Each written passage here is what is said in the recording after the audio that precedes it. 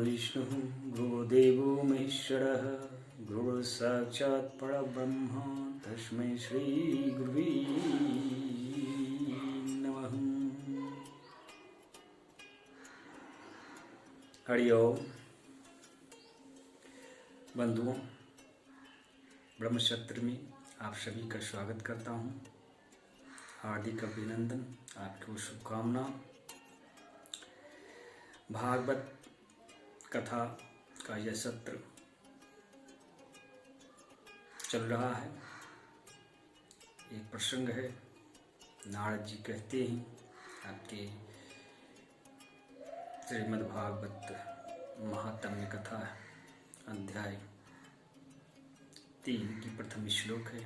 नारद जी के अनुसार, ज्ञान यज्ञं करिष्यामि सुख शास्त्र कथोज्ज्वलम् भक्ति ज्ञान विरागानां स्थापनार्थं प्रयत्नतः। भक्ति ज्ञान वैराग्य स्थापना के लिए ये प्रयत्न किया जा रहा है नारद जी के माध्यम से।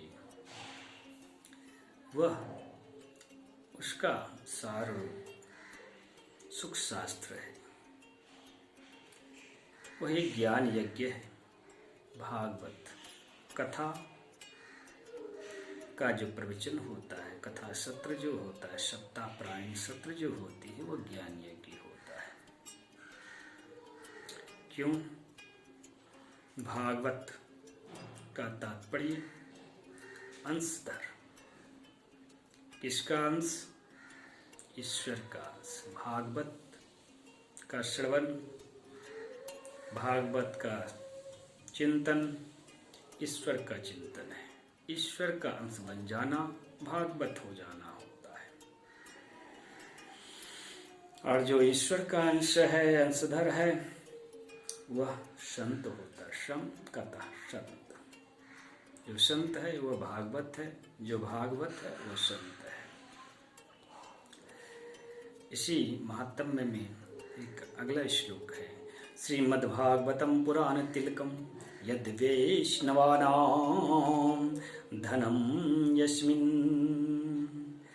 पारमहंसं एवमलं ज्ञानम परम गीयते। पारमहंसों का, संतों का जो धन है वह भागवत है।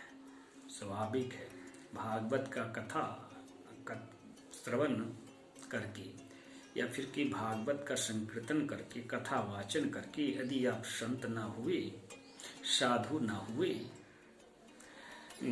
काम क्रोध लोभ से आपको विरक्ति नहीं हुई, वह आपके अंग में वास किए हुए है, अधर्म स्वरूप आपके अंग में वास किए हुए है, अशाम बुद्धि, असाधु बुद्धि आपके जीवन में है, तो समझिए कि आप भागवत श्रवण किए ही नहीं, भागवत वाचन किए ही नहीं। आपका चरित्र अभी भी अधर्म के अनुरूप है, धर्म के अनुरूप नहीं है। तो भागवत का तात्पर्य हुआ कि आप धर्म के स्वरूप बन गए हैं, अंशधर बन गए हैं ईश्वर के। इसी शास्त्र में सुखदेव जी ने आपके 10वें स्कंद 61वां अध्याय और 25वां श्लोक में बतलाया है कि आपके भगवान श्री कृष्ण ने क्या किया। उन्होंने अपने पोत्रों का विवाह अपनी सगी ममेरी चचेरी फुफेरी बहनों के साथ कराया था, जो कि अधर्म का कार्य। एक तरह से भगवान श्री कृष्ण ने अपने वंश में अधर्म का बीजारोपण किया था।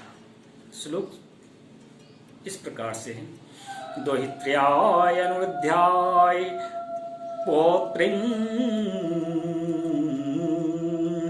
रुक्मिं अददाद हरे रोचिनां बद्धवेरो अपि श्वशुः स्नेहं प्रिय चिकीर्ष्या जानन् अधर्मम्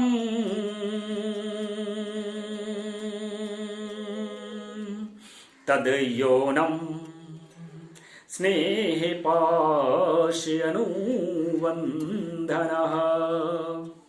स्नेहवान पास में बंद करके रुक्मिणी अपनी पौत्री रोशना के विवाह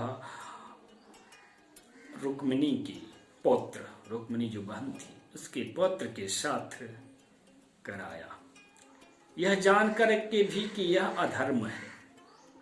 इस तरह का प्रसंग है। तो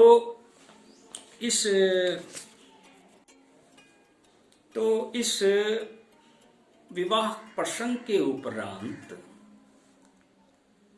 आपके भगवान श्री कृष्ण के वंश में अधर्म का वास हो गया।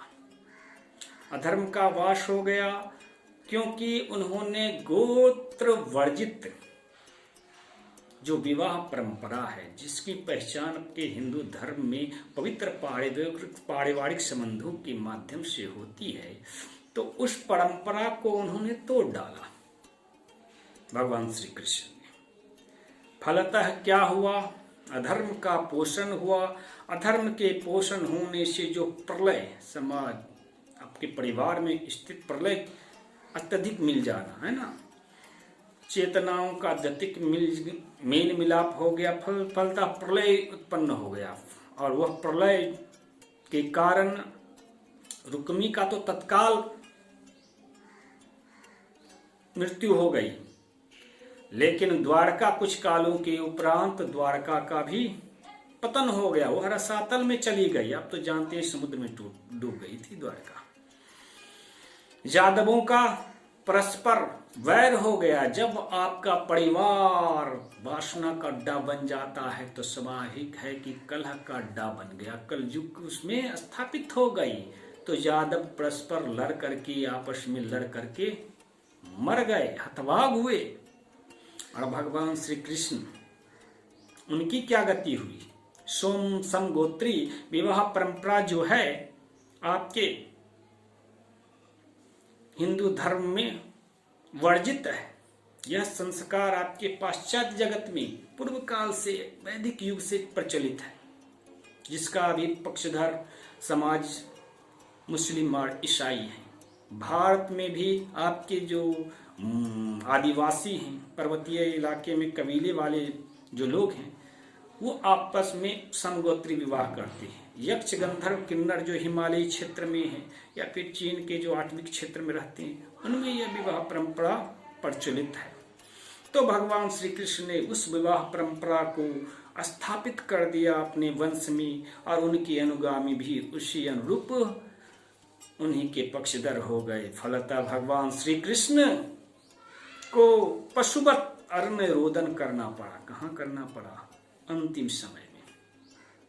और एक व्याधा के माध्यम से दर्शाया गया है रूपक में कि व्याधा ने उनको हतभाग किया, उनको पद प्रतिष्ठा को म्लान किया, भंग किया, और वो मृत्यु को प्राप्त हुए। उन्होंने परम धाम को प्राप्त किया एक व्याधा के माध्यम से। तो एक प्रश्न उत्पन्न होता है, सभी संतों के समक्ष रख रहा हूँ, महाभाग के समक्ष रख रहा हूँ कि भगवान श्री कृष्ण की पूजा परंपरा, पूजा करके, पूजा अर्चन करके जो उनके भक्त हैं, उनका उत्थान होगा या पतन होगा। हे संतों, हे धर्म प्रस्तुताओं, कथावाचकों, कृष्ण भगवान ने कलह युग का अपने वंश में स्थापना की। उनके जो अनुगामी होंगे, उनके अनुगामियों को परितोष प्रदान करने के लिए, उत्थान के लिए श्री कृष्ण द्वैपायन वेद व्यास जी ने सुखदेव शास्त्र की रचना की, भागवत शास्त्र की रचना किया। उसका प्रतिपाद्य देवता भगवान श्री कृष्ण को बनाया। चतुर्व्यूह के जो देवता है श्री कृष्ण, बलराम, प्रद्युम्न और आपके अनिरुद्ध, अधर्म के पोषक देवता के रूप में जाने जाते हैं। प्रलयकालीन देवता के रूप में जाने जाते हैं। अनंत के अवतार, शेषनाग के अवतार, नृत्य दिशा में बलराम जी ने समुद्र में छलांग लगाया था अंतिम समय में, और उस दक्षिण पूर्व दिशा में नृत्य दिशा में वास स्थान प्राप्त है नवग्रह मंडल में। और आपके कहिए कि पाताल लोक में स्थान प्राप्त करते हैं। तो इसके उत्तरदायी जो कौन हुए? आपके ब्राह्मण, जो इनके प्रचार करते हैं। भारत के हिंदुओं का, वैदिक हिंदुओं का जो विश्व गुरु था, उसके पतन के लिए कौन उत्तरदायी हुई?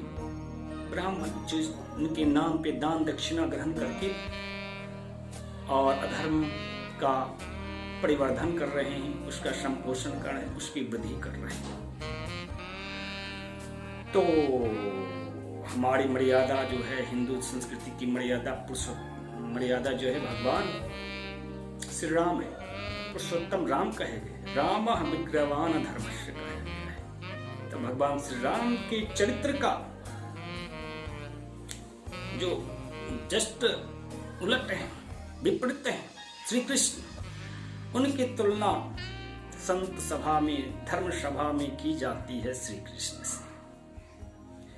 तो भगवान श्री कृष्ण और राम दोनों एक दूसरे एक तरह से समान तराजू पे तौल देते हैं। फलतः क्या हो जाता है, जो सामान्य जन हैं, साधारण भक्त हैं, उनके दिमाग में गड़बड़ हो जाता है, रजोगुनी हो जाते हैं। आपके सामान्य भक्त वो निर्णय नहीं कर पाते हैं क्या धर्म है क्या अधर्म है, उनका सत्व समाप्त हो जाता है। गीता की एक प्रसिद्ध युक्ति है,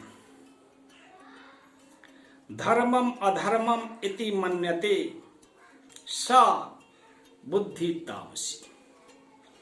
वह बुद्धि तामसी है, उसकी बुद्धि तामसी है जो धर्म को अधर्म के रूप में, अधर्म को धर्म के रूप में मानता है, समझता है। और वह व्यक्ति रजोगुनी है जो यह निर्णय कर ही नहीं पाता है क्या सत्य है, क्या असत्य है, क्या धर्म है, क्या अधर्म है, क्या अच्छा है, क्या बुरा है। वो भोगी होता है, रजोगुनी होता है। और जो आपके अधर्म को धर्म और धर्म को अधर्म मानता है, वह आपके उल्टी बुद्धि का अधार्मिक व्यक्ति होता है। अधार्मिक, अधर्म का तात्पर्य होता है जो आपके धर्म के विपरीत है, विरोधी है। वर्तमान युग में हिंदू धर्म का कौन विरोधी है? हिंदू संस्कृति का कौन विरोधी है? ये आप जानते हो। सभ्यताओं के मध्य आध्यात्मिक युद्ध चल रहा है।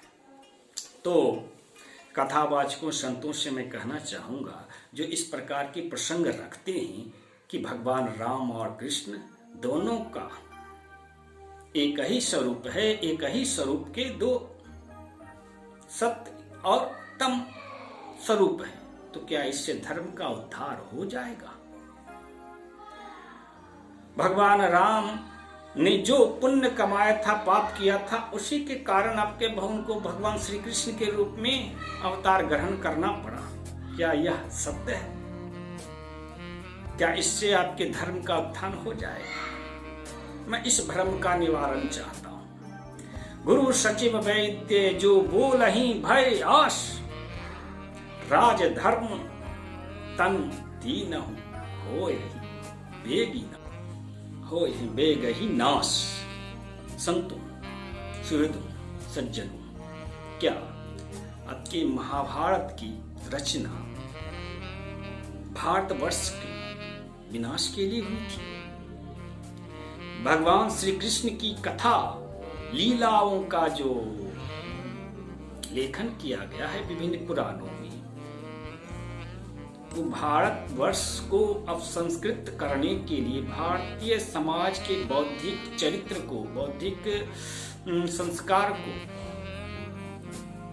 विकृत करने के लिए हुआ है, इस उद्देश्य से हुआ है। क्या आप सभी में कोई हमारे इस प्रश्न का यथोचित समाधान कर सकता है? जो मेरे धर्म स्थापन कार्य के लिए, समाज निर्माण कार्य के लिए मार्ग प्रशस्त करेगा। कहा गया है देवान यान्ति देवव्रता पितृन यान्ति पितृव्रता। जो जैसा कर्म संस्कारों को भजता है वैसा ही स्वरूप को प्राप्त करता। हरि को भजे सो हरि को।